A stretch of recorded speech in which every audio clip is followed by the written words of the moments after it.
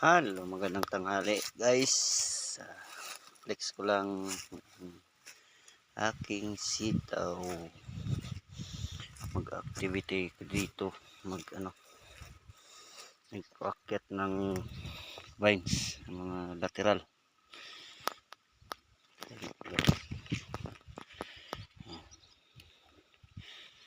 Namin guys.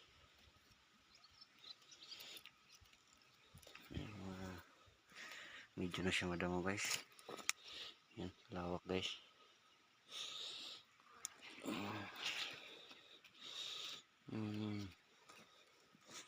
Natrabaho dito ngayon guys.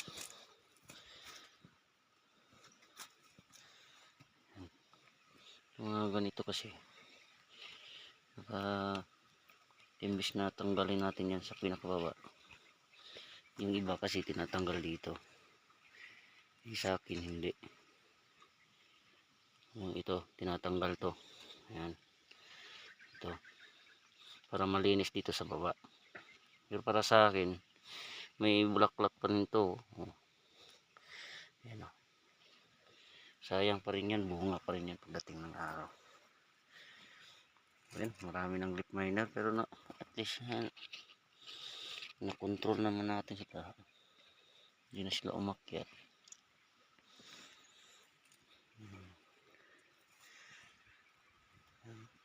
Papadamon naman to.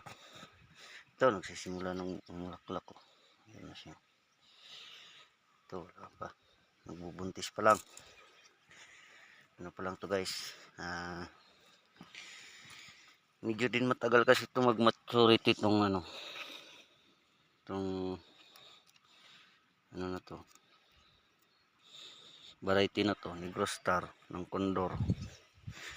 Medyo din tagal mag-maturity. Alas 45 days. Saka makaka-harvest ka na 50 to 60 days. Alas 2 linggo pa ang antayin ko dito guys. Sana kawaan.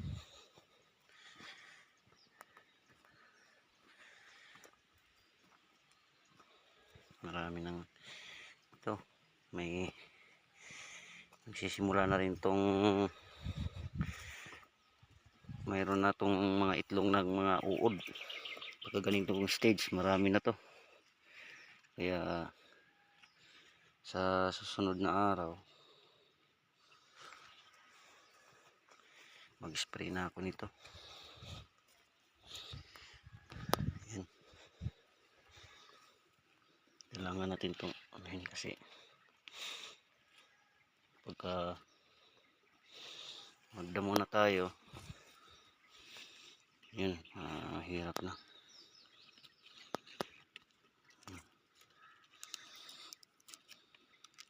Hindi ko man na video yung mga pagtanim nito, pag prepare. Mayroon din tayong beans dun guys oh. Yan hindi kasi nakaabot yung tingnan natin sa kabla. Hindi kasi nakaabot yung binhi natin. Kaya inahan ko na lang ng mag-beans. Kailangan natin ito sayang din naman.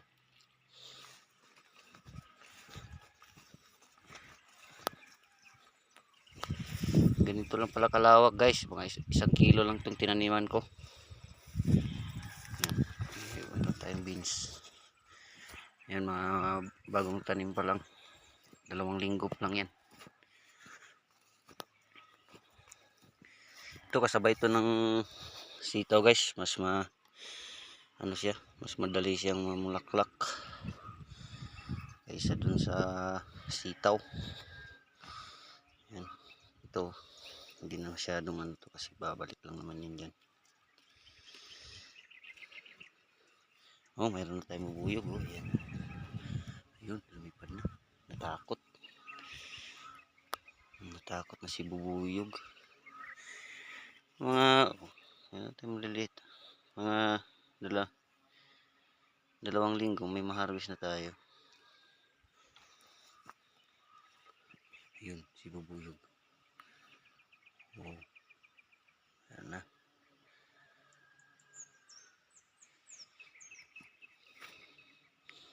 Yan, hanggang dyan lang yung sitaw.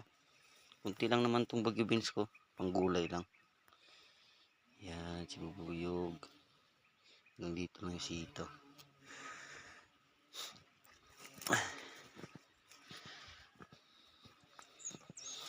Ito pagka damuhan naman ito guys, hindi kailangan ng ano, yung talagang nabubungkal yung ano niya, yung lupa niya. Dapat ano lang update ko lang kayo guys pagka nagdamo na tayo. Kasi ang tendency nun, pagka talagang ginamasan mo dito tapos nabubungkal yung lupa, ang bunga niya is kulot guys. Kaya sana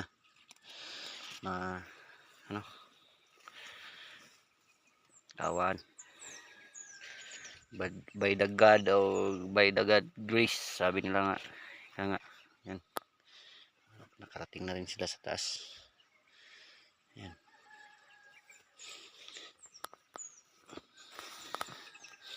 yan yung 1 kilo. 1 kilong binhi lang guys ang tinanim ko dito. Yan.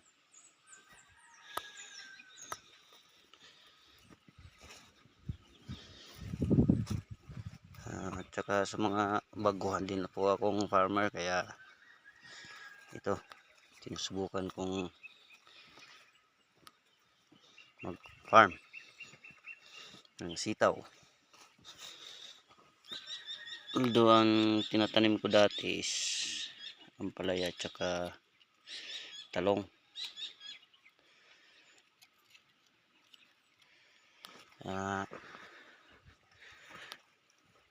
Ito, may sitaw naman din ako nung nakaraan, kaso konti lang. Sinubukan ko lang kung talagang kaya ko bang alagaan tong sitaw.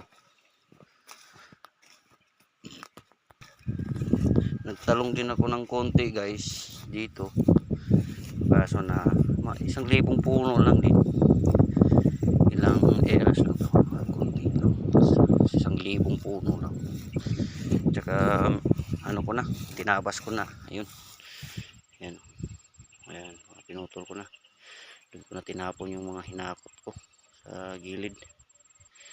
At saka ito, prepare ko na po para sa next crop, kung ano ang magandang itanim ko dito. Na-sprayhan na rin yung damo, patay na rin. Tsaka ito yung bago kong ampalaya.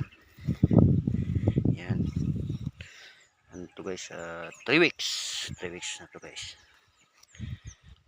Medyo malamya pa, hindi pa masyadong malusog. At least ayan na, ano na. Meron din akong tinanim dito na siling panigang, kaso mura ang presyohan ngayon. Medyo nabansot dahil medyo kinapos ng budget. Hindi ko na tangkad. Dapat usually mga ganito katangkad ito, pero mayroon pa rin naman, maganda pa rin naman yung bunga niya. Marami rin, kita nyo guys, ayan, marami naman din yung bunga. So bansot, maraming bansot, tsaka medyo rin kulot, kulang ng supply ng vitamina, mga abono at saka ito sana tagumpayan natin. Itong dating building ko lang to sila guys, tinaniman ko lang ulit. Tsaka sinubukan ko rin ngayon guys yung method na hindi magpadingding hanggang gitna. Dito na ako magpadingding mula gitna papunta ng taas. Subukan ko kasi para iwas na rin sa sa fungus sa baba. Kasi nung nakaraan nagpadingding ako, madaling tinamaan ng fungus pagka hindi natutuyo yung dahon. Kaya ito, sinisimulan ko naman tong linisan para tuloy-tuloy na yung akit niya. Ito na. Ayan, linisan na yung lihira.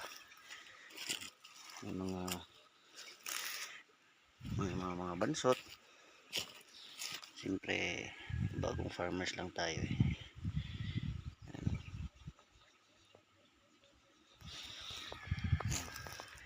Mula pagka-transplant, ito, naputol yung niya, yung main stem niya, kaya dalawa yung pinatuloy ko.